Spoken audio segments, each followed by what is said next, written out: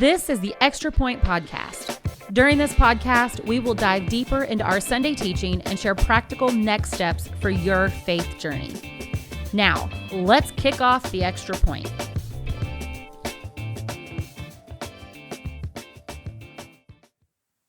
Well, hello and welcome to the Extra Point. I'm Cheryl Ross, the Next Steps in Discipleship pastor here at Southward Church, and I'm with Scott Beha, our lead pastor.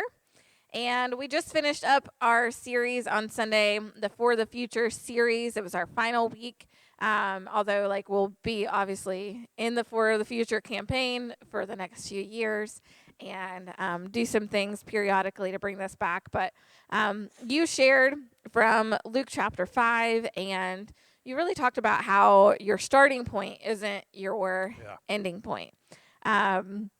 So let's just talk about that for a little bit, how it is part of a journey, and that we should know that we should never end where we started. Yeah, so I was thinking this past week about when I ran track in middle school, and I hated it. Because I wasn't fast enough to do the fun stuff where you only had to run for 15 seconds. Yeah.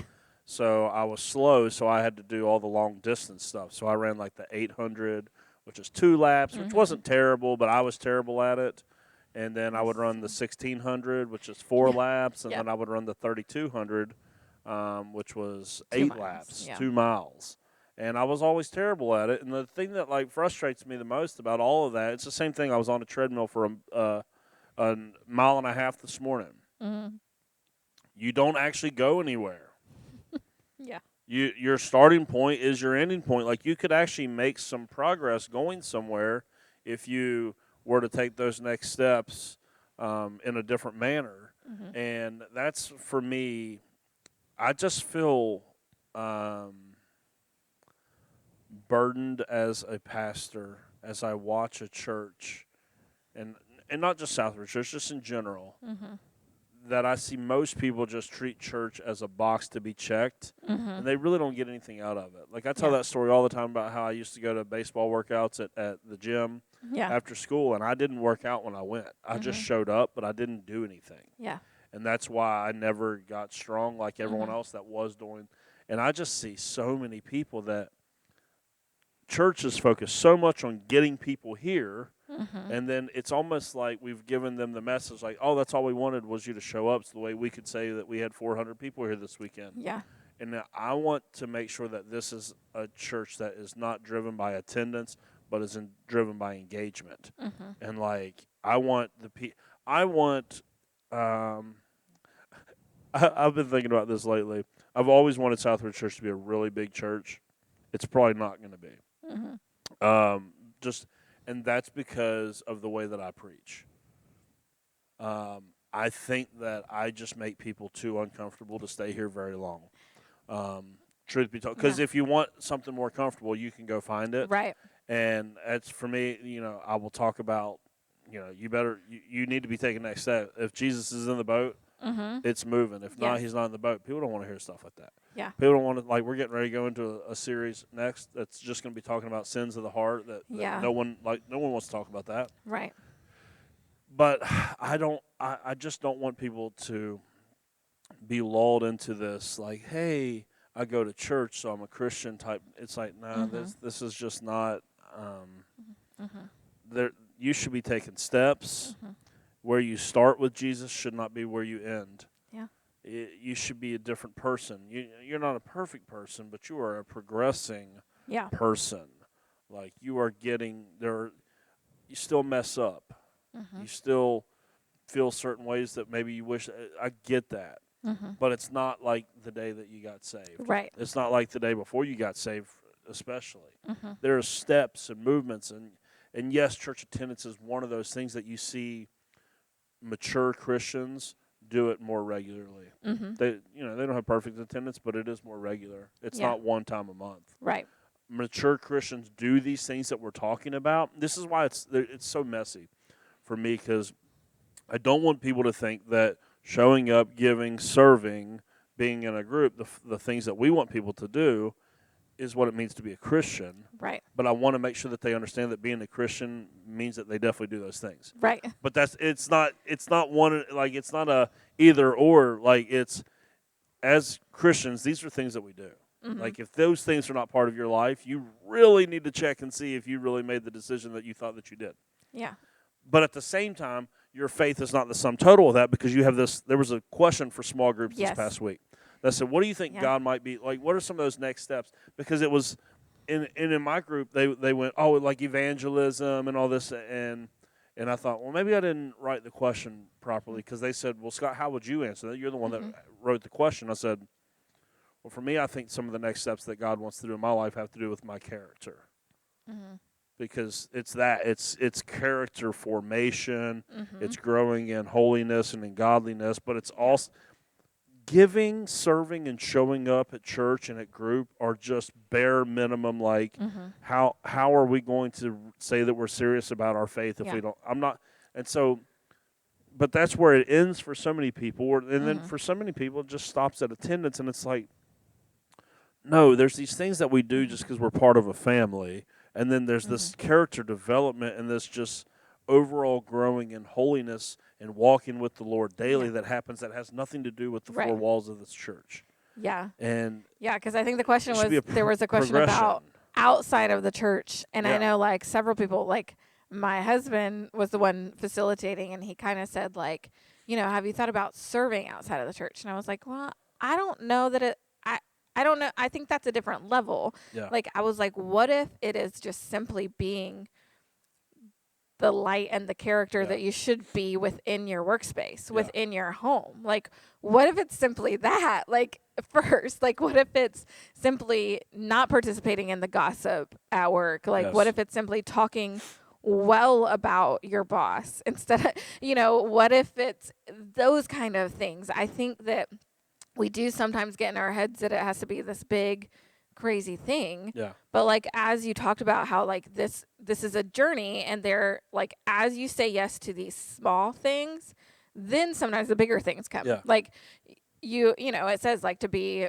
like, faithful with a lot, you got to be faithful with a little first, right? Like, there is this progression that happens, but I think that sometimes for us, like, you said, like, if your boat's not moving, then Jesus isn't in it. I think sometimes we forget that small movements is still movement. Yeah. Like, the internal movement is still movement. And truth be told, sometimes that movement is backwards, and that has a whole lot more to do with the heart than anything.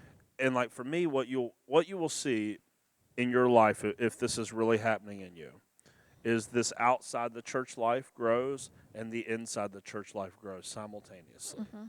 It's not one or the other. Yeah. I see people trying to choose. It's like, no. If this thing's real to you, both of those things will progress.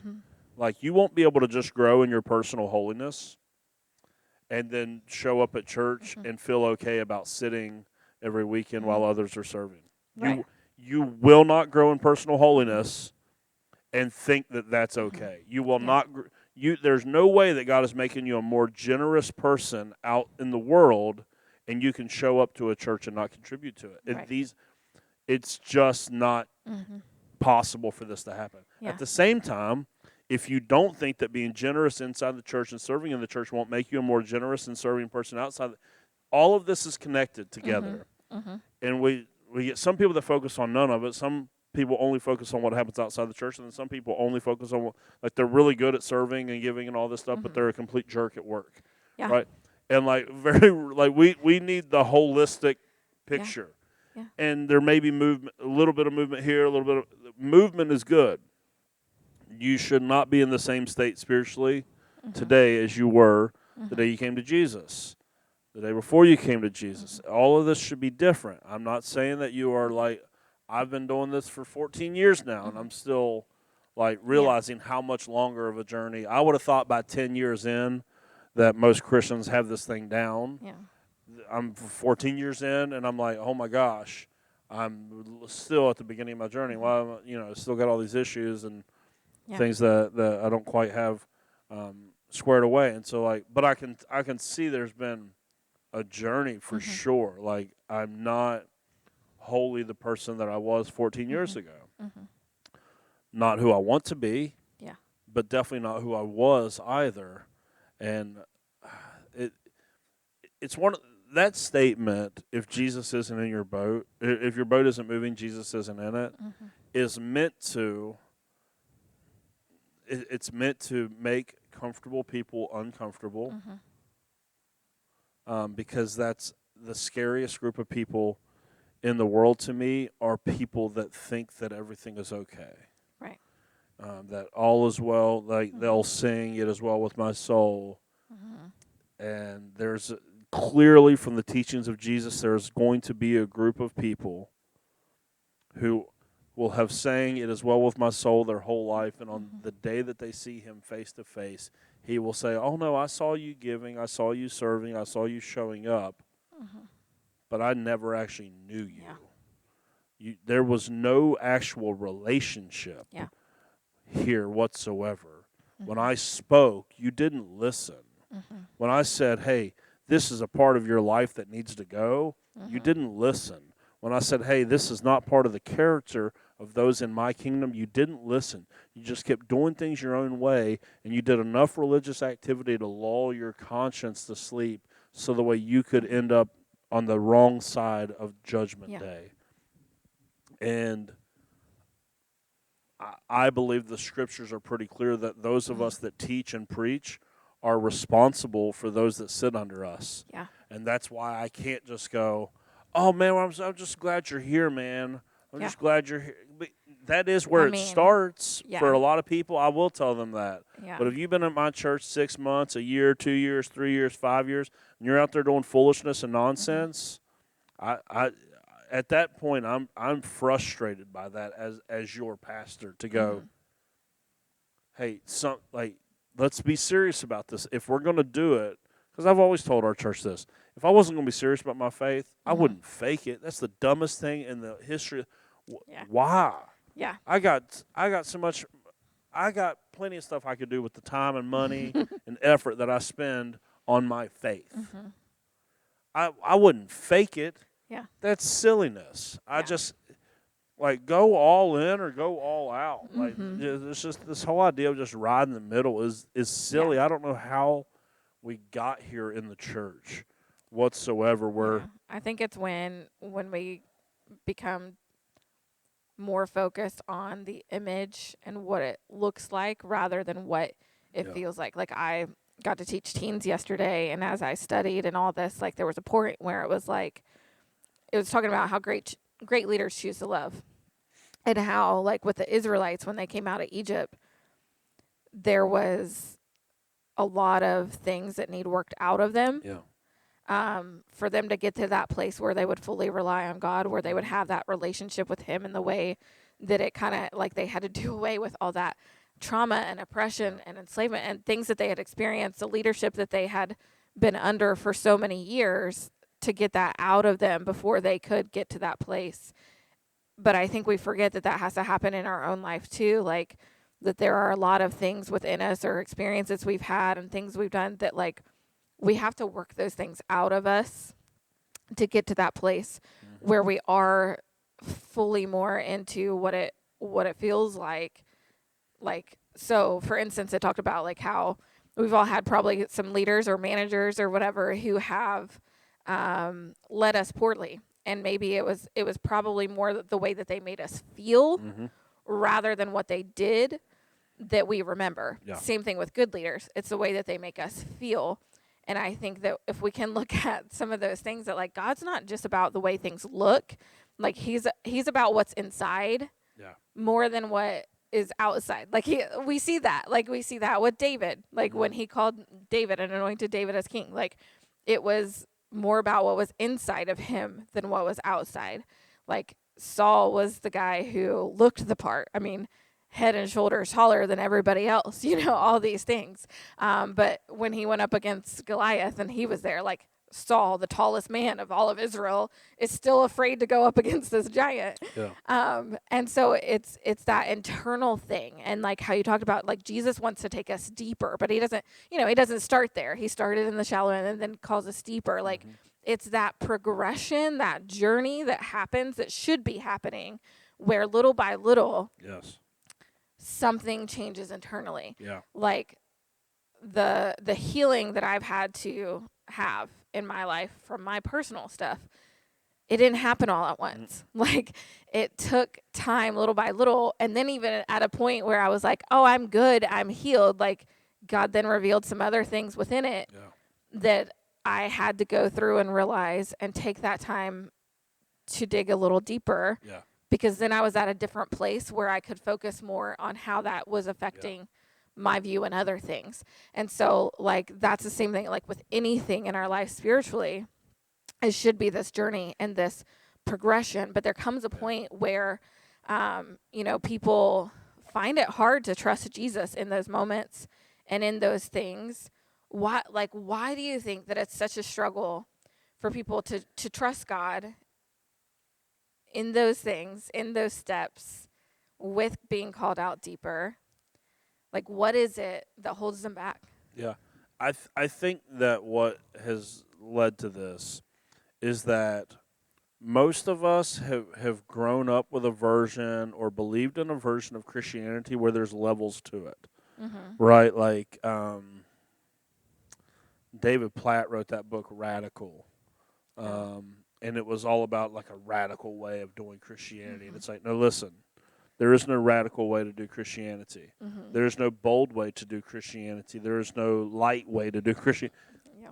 There's just Christianity. And that's why it's like, oh, so the pastor is like living on crazy faith, and the missionaries, they live on, but I'm not one of those. So I just, I'm just like regular Christian. It's like, no, you don't understand. There is not levels to this thing. There is whether you are a Christian or you are not a Christian. Like, that's it. There's not levels to it. There's not, oh, well, this person's faith, I just could never. No, there's just one faith. This is Ephesians 4, one faith.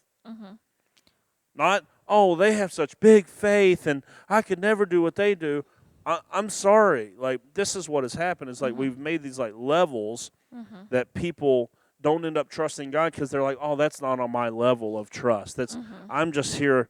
I'm like on the baby side of it. And it's like, no, listen, there's just Christianity. And Christianity was radical and it was bold, and there's not a light version of it. But you don't have to qualify what is already evident in what it is. Christianity is all of those things. Yeah. And so I think we got really, really focused as the body of Christ got really focused on externals and found it easier to go the way of the Pharisees and put together a checklist that people could check, and it removed the need to trust God in the church. Because just like this is what everyone wants to know. What do I need to do? What do I need to do? That's all I want to know. What am I allowed to do? What am I not allowed to do?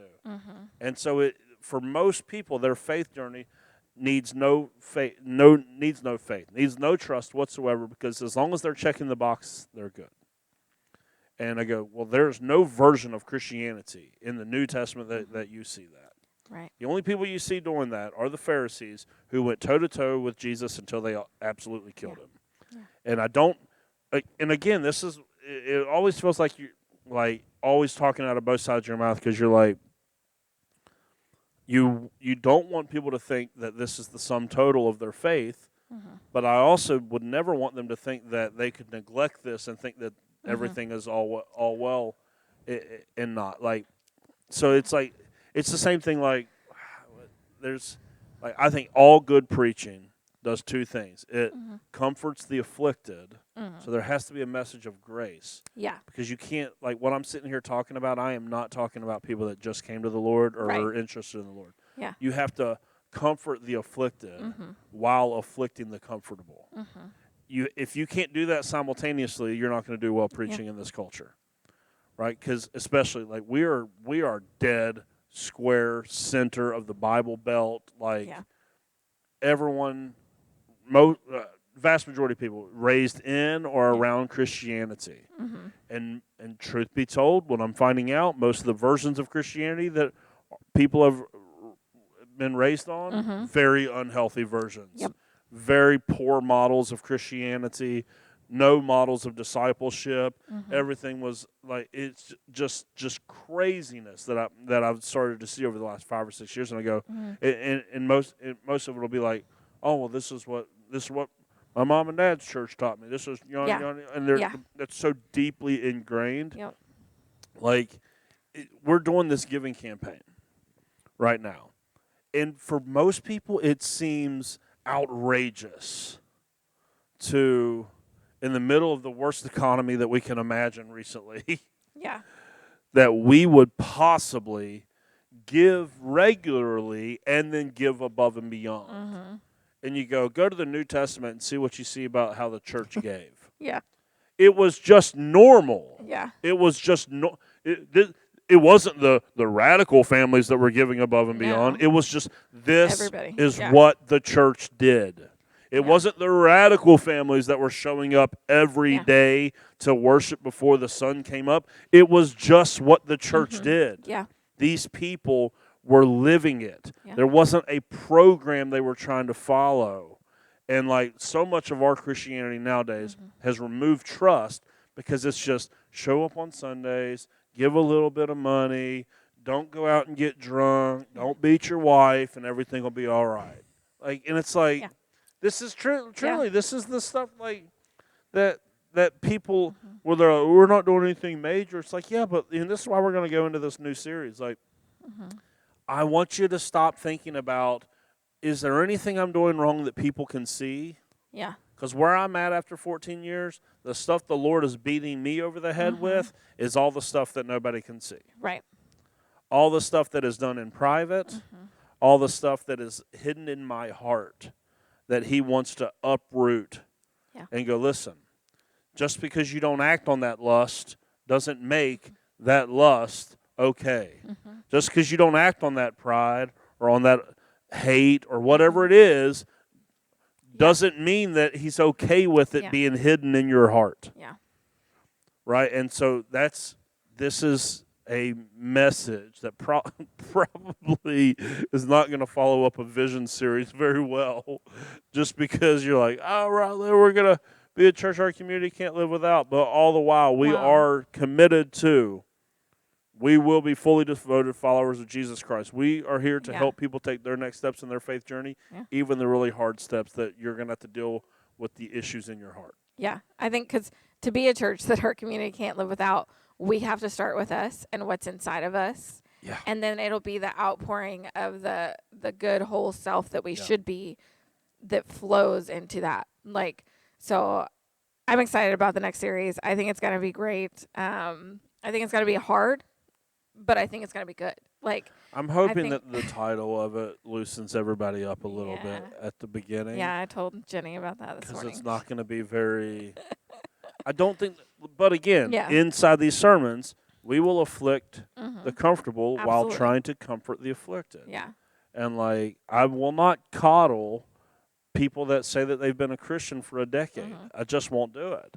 Yeah. I've got tons of grace for non-believers and new believers. I still have grace for older believers too. Right. But like, at some point, you need spoken to directly and go, listen, it's time. Because this is what Paul had to do in a lot of his letters. Like, he would just eventually have to go like, listen, get off the milk.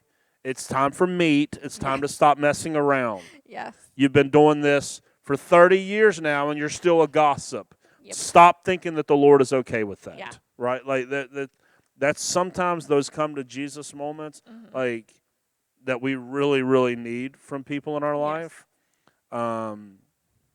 So this whole thing, our starting point is not our ending point, was all about, man, just take your next steps. Like, actually go through a discipleship relationship with Jesus. Like, I know that salvation is by faith, but faith always resulted in following, because the reason, like the call that Jesus had to His disciples was to come follow me. Yeah. It wasn't even to come believe in me. Yep. It was to come follow me, And because in He your knew following. that if they followed, that they believed. But then there's too many people that think that you can believe and never follow. if you believe but never follow, you don't believe. Yeah. And so that's what has to be fixed in modern Christianity, is this whole idea that you can be good with Jesus without being obedient to him. I mean, he literally says, we have this in the Gospels, those who love me, they listen to my commands. They do the will of my Father. Like, it doesn't, those who love me believe in me. Yeah. See, I think that there's a lot of people Well, believe in Jesus that are not saved. Well, and there's a reason the greatest commandment is to love the Lord your God with all your heart, all your soul, all your mind, like all of you, every single aspect of you. Like, it's not just parts, it's not just pieces, it's every single thing. The way you talk, the way you act, the way you do, the way you give, like all of it. All of it. Like, I don't know. So, yeah, I think that's great. I think, if you have not turned in a pledge card for this, I think we have like around 40 families who have. So if you have not and you're listening, make sure that you do that. And if you don't want to send in the card, you can send Pastor Scott a message. But we know that and are believing that God's going to do great things throughout this. And we want you to be a part of it. We don't want you to miss out on taking part of what's going to take place. That's part of what the past few weeks have really, talked about, is that, it's going to be hard. It's not going to be easy. It's going to be a little uncomfortable. It's going to be, it's going to require a level of trust, but making that commitment is going to get you to a deeper level, because you are saying, hey, God, I trust you in this. I'm going to do this. I'm going to do and be obedient in what you're calling me to do. And then you can watch God take you further and further out. So we hope you've enjoyed this. We'll be back again next week with our new series, Silent But Deadly, and giving you some very practical next steps for your faith journey. Thanks for tuning in to The Extra Point. Be sure to subscribe to the Southridge Church podcast and tune in every Wednesday for another episode of The Extra Point.